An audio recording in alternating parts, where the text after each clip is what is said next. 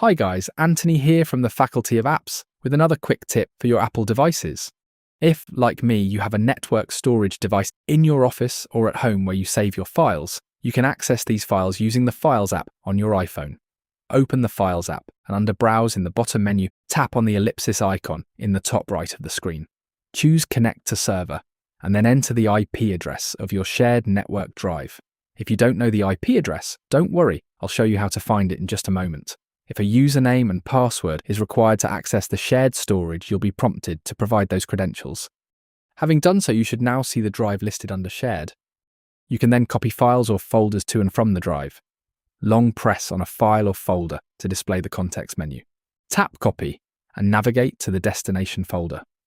Again, long press to paste the file. If these steps didn't work for you, if you are unable to connect to the shared drive, it is likely because either the IP address is wrong or you do not have the correct username and password to access the drive. To find the IP address of your shared storage, I recommend checking the Wi-Fi router you use to access the internet. Open the Settings app on your iPhone and tap on Wi-Fi.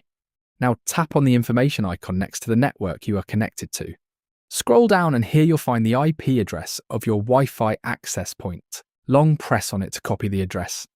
Open Safari and paste the address into the search bar. Log into the page and somewhere in these settings, you'll be able to see all the devices connected to your network. One of these devices should be your network storage and you should be able to see its IP address.